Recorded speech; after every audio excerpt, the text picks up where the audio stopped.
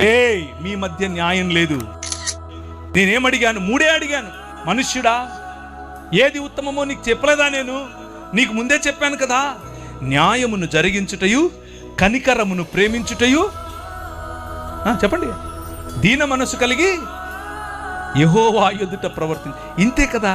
నువ్వు మనిషివి బాబు అంటున్నా నేను. అంతే, నువ్వు మనిషి అవ్వు.